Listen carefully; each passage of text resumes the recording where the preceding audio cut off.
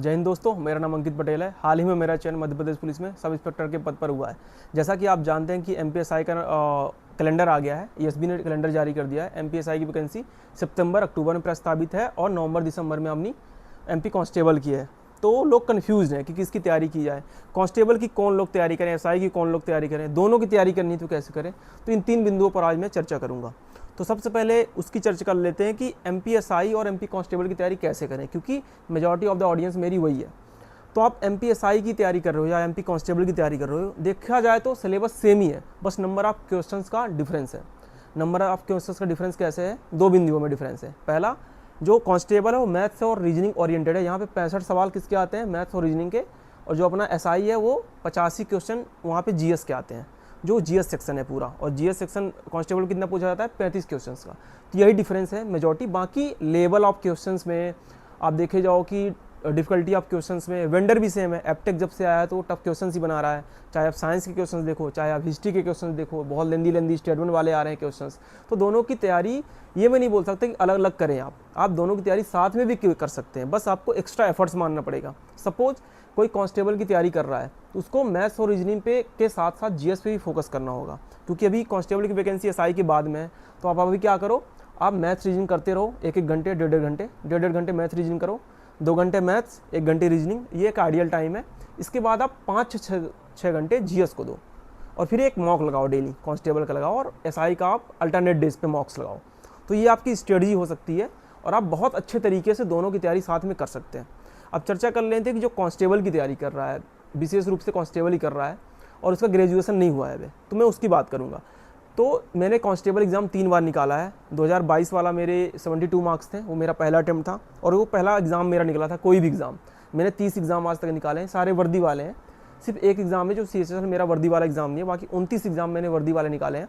Constable मैंने 3 बार निकाला है। 2022 वाले में 72 मार्क्स थे, 2024 वाले में मेरे 82 मार्क्स थे, और 2025 जिसमें सेलेक्ट हुआ हूँ, 26 में रिजल्ट आया है, तो 26 की मानी जाएगी वैकेंसी।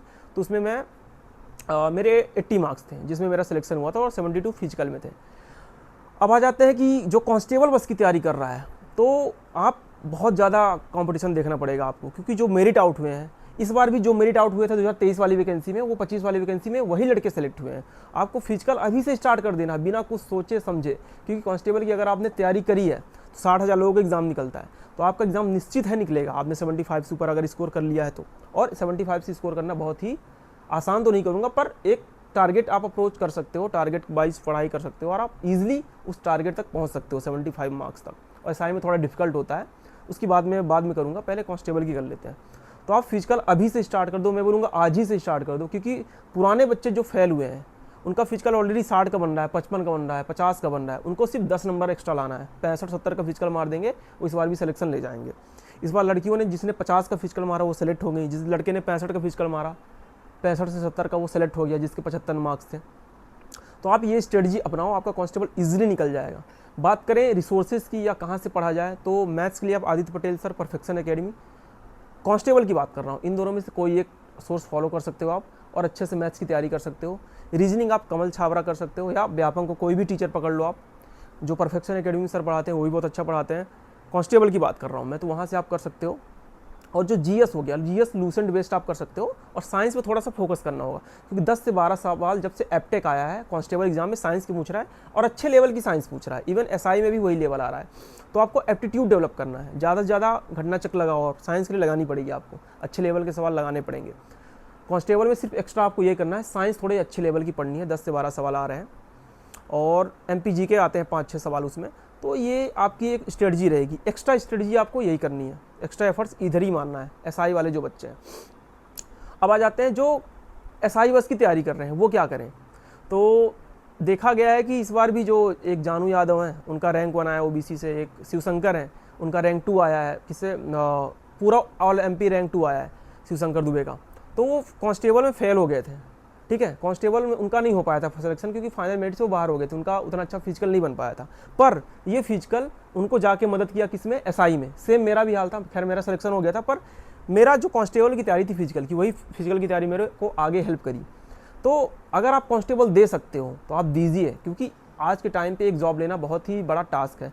मैं भी ग्रुप ए लेवल की तैयारी कर रहा था, सीडीएस की, एफ कैट की, सीजी कैट की, सीएपीएफ की।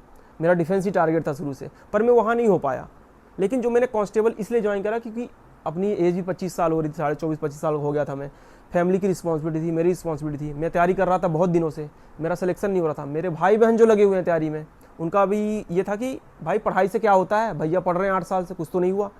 तो उनको मोटिवेशन आया कि नहीं भैया का हो गया सिलेक्शन, मेरा भी होगा, भले ही कांस्टेबल में। फिर एसआई हो गया तो और बड़ा मोटिवेशन आया। तो एक सरकारी नौकरी जो है ना, बोलते हैं ना, पूरे ब्लड लाइन को चेंज कर देती है।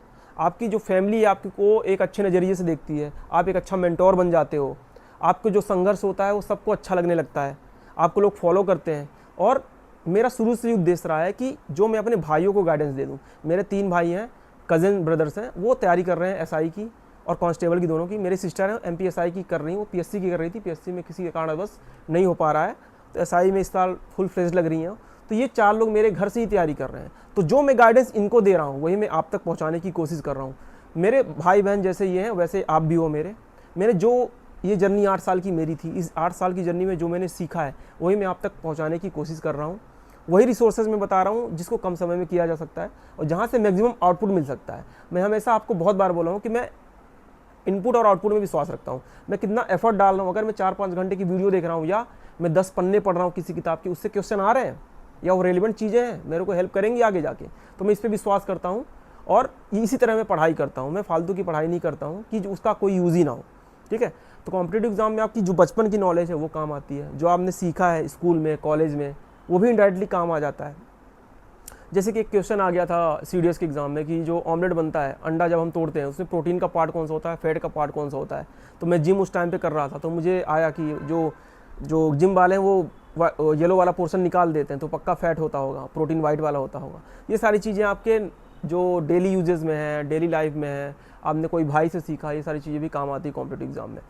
तो गाइडेंस वही मैं पहुंचाऊंगा आप तक जो जायज़ है, जो यूज़ होगी, जो आपके हेल्प करेगी, ऐसी गाइडेंस मैं आप तक पहुंचाऊंगा। कोई भी दिक्कत हो, कोई भी परेशानी हो, आप मेरे से कांटेक्ट कर सकते हो। मेरा टेलीग्राम है, इंस्टाग्राम है और मेरा यूट्यूब चैनल तो है ही। मैं सारे कमेंट की रिप्लाई करता हूँ, आपको पता है, तो आप कमेंट भी पूछ सकते हैं।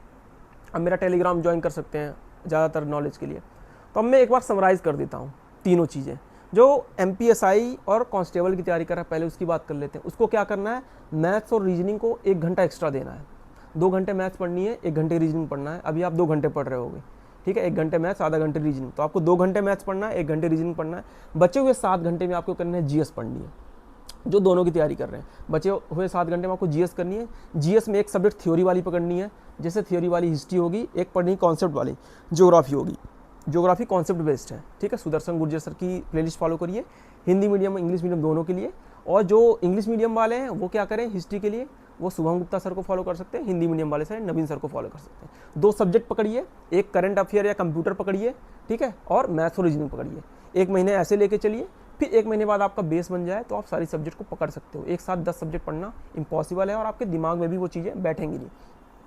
तो ये रही एमपीएसआई कांस्टेबल की जो तैयारी कर रहा है उसके लिए। अब जो कांस्टेबल बस की कर रहा है, प्लीज़ फिजिकल आप स्टार्ट कर दो, क्योंकि आपको कंप्लीट करना है जो पुराने बच्चे हैं, जो ऑलरेडी मेरिट आउट हो गए, पॉइंट मार्क्स से मेरिट आउट हुए हैं। तो आप फिजिकल की तैयारी कर दो और मॉक लगाओ, और मैथ रीजनिंग के साथ साथ साइंस पे थोड़ा फोकस करो, क्योंकि आप साइंस के सवाल नहीं कर पा रहे हो। मैं भी नहीं कर पाया था, मैंने भी अच्छे लेवल की नहीं पढ़ी थी, फिर मैंने एसआई के लिए पढ़ा तो हो गया था।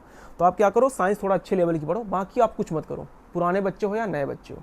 और आ जाते हैं जो सिर्फ एसआई की तैयारी कर रहा है, तो आप अभी सिर्फ प्रीलिम्स पे फोकस करो। सिर्फ और सिर्फ प्रीलिम्स टारगेट होना चाहिए आपका, और कुछ टारगेट नहीं होना चाहिए। ना फिजिकल जाओ आप, ना कहीं जाओ। हाँ, फिजिकल की तैयारी कौन करे, जो अपना मेरिट आउट हुआ है, फिजिकल आउट हुआ है, या जिसका प्रीलिम्स हुआ था मेंस नहीं हो पाया था, वो फिजिकल की तैयारी प्लीज़ स्टार्ट कर दो, क्योंकि आपका प्रीलिम्स नहीं रुकने वाला है, आपका मेंस नहीं रुकने वाला है। और इस बार कंपटीशन बहुत बढ़ेगा, क्योंकि लोगों का फिजिकल बना हुआ है, उनको आइडिया है। 2 महीने भी तैयारी करी ना किसी की फिजिकल की, 1.5 महीने, उसको आइडिया है कि यार 1.5 महीने तो दर्द में जाने हैं, तो मैं अभी से स्टार्ट कर देता हूँ।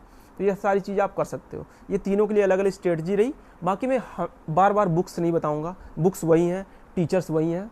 कैसे पढ़ाई करते हैं ये मैंने बता दिया कि अगर मैं तैयारी करता तो मैं क्या करता।